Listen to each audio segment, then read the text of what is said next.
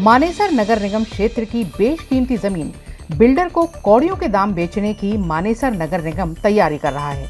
ये जमीन सिकंदरपुर गांव के रास्ते के लिए इस्तेमाल होती है, लेकिन आरोप यह है कि नगर निगम बिल्डर के साथ साठगांठ कर इस जमीन को कौड़ियों के दाम बेचने की तैयारी कर रहा है।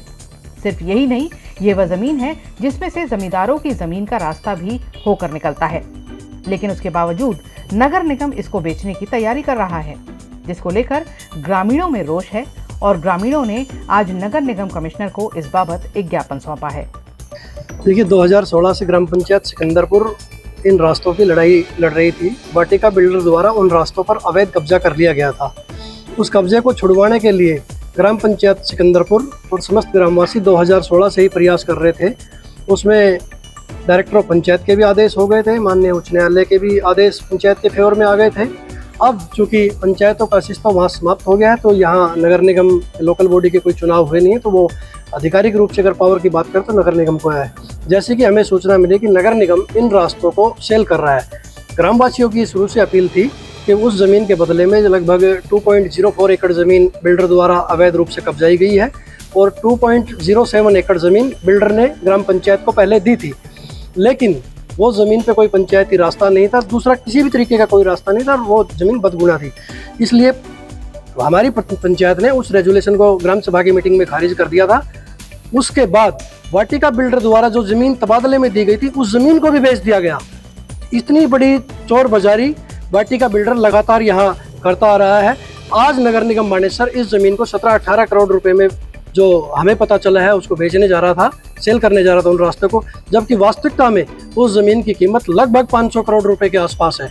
और उससे भी बड़ी बात यह है कि सिही गांव का भी नगर निगम मानेसर द्वारा प्रपोजल बनाया गया, जबकि सिही गांव गुरुग्राम नगर निगम का पार्ट है, तो मानेसर नगर निगम उसको लिए अधिकृत ही नहीं है। तो अभी हमने उसी के लिए आज कमिश्नर साहब से ज्ञापन की दिया है, और जरूरत पड़ी तो समस्त ग्रामवासी इसके लिए बड़ा आंदोलन भी करेंगे, और जरूरत पड़ी तो यहाँ मानेसर नगर निगम का घेराव भी करेंगे। देखिए, इस विषय पे मैं नहीं बता, क्योंकि जब तक पूरे तथ्य सामने नहीं आ जाए तो कुछ कहा नहीं जा सकता, लेकिन जो भी हो रहा है बिल्कुल गलत हो रहा है। ग्राम पंचायत और समस्त ग्रामवासियों की एक अपील थी कि वाटिका बिल्डर उन जमीन के बदले में कोई एक मुश्त गांव के साथ लगती हुई जमीन दे दे, जबकि उसके पास जमीन पड़ी हुई है, ताकि उस जमीन पर एक सामुदायिक भवन का निर्माण किया जा सके।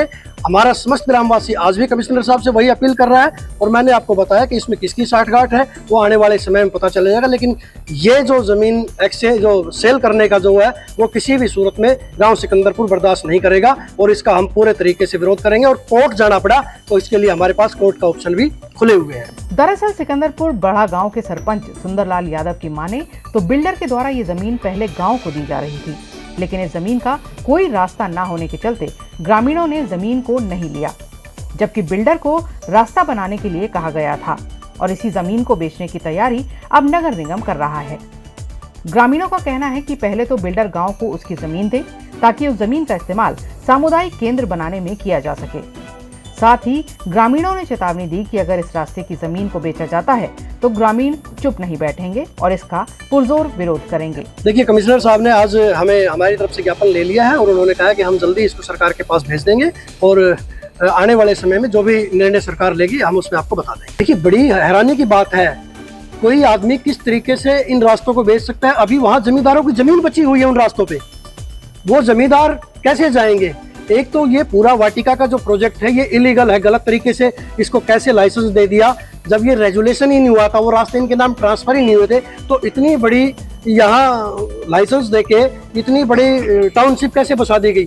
ये एक बहुत गंभीर विषय है। और वाटिका बिल्डर की पूर्व में जो कांग्रेस की सरकार थी उससे क्या साठगांठ थी, किसके बिहाफ पे उन्होंने ये लाइसेंस दिया गया, ये एक बहुत गंभीर विषय है। मैं पुनः आपके चैनल के माध्यम से भी कमिश्नर साहब से और हरियाणा सरकार से अपील करता हूं कि गांव सिकंदरपुर के जो रेवेन्यू रास्ते हैं, इनको किसी भी सूरत में वाटिका बिल्डर को ना बेचा जाए, उसके बदले में जमीन देकर एक भव्य और सामुदायिक भवन केंद्र का वहां निर्माण किया जाए। वहीं मानेसर नगर निगम कमिश्नर की माने तो इस रास्ते को लेकर अभी प्रपोजल तैयार हुआ है। उन्होंने कहा कि सरकारी रेट के अनुसार ही इस जमीन को बेचा जा सकेगा। उन्होंने कहा कि सरकारी रेट के अनुसार ही इस जमीन को बेचा जाएगा, लेकिन अगर ग्रामीणों का कोई विरोध होता है तो उसकी बात सरकार तक पहुंचाई जाएगी। लेकिन अगर ग्रामीणों का कोई विरोध होता है तो उनकी बात सरकार तक जरूर पहुंचाई जाएगी। उन्होंने कहा कि किसी के साथ भी गलत ना हो, उसका खास ध्यान रखा जाएगा। ज्ञापन उनका ले लिया है और ज्ञापन पे नियमानुसार जो भी कार्रवाई उनकी वो की जाएगी। अभी कोई ज़मीन नहीं दी गई है। उनकी एप्लीकेशन आई है कि जो रास्ते वाटिका के अंदर ही ख़त्म होते हैं वो ज़मीन उनको दे दी जाए सरकार की पॉलिसी के हिसाब से। लेकिन अभी वो केस आगे जाता है, यहाँ पे फैसला नहीं होता है। केस आगे गया नहीं है। केस यदि जाएगा तो साथ में इनकी एप्लीकेशन लगाएंगे और नियमानुसार इस पर नियमानुसार कार्रवाई होगी। सारी कौड़ियों के भाव तो दे नहीं जा सकती। कोई भी ज़मीन यदि किसी सोसाइटी के बीच में आती है और वो रास्ता किसी और के काम में नहीं आ रहा है, उसके लिए सरकार की एक पॉलिसी है और उस पॉलिसी में ही रेट भी फिक्स है। किसान की ज़मीन हम थोड़ी दे सकते हैं। किसान की प्राइवेट की ज़मीन निगम किसी सोसाइटी को ट्रांसफ़र थोड़ी कर सकते हैं। सरकार की जो पॉलिसी है उसके हिसाब से, पॉलिसी के हिसाब से है कि जो रास्ता जो एप्लीकेंट है उसको छोड़ के किसी और को ना लग पाओ। केवल मतलब उसका उस एप्लीकेंट को छोड़ के किसी और को फ़ायदा ना हो तो वो दिया जा सकता है। जिस पे किसी और की भी ज़मीन लगती है वो दे नहीं सकती। बहरहाल नगर निगम कमिश्नर ने फिलहाल ग्रामीणों को आश्वासन दिया है कि इस मामले में उनकी आवाज़ को सरकार तक पहुंचाया जाएगा। ऐसे में देखना होगा कि सरकार या नगर निगम अब क्या फैसला लेता है।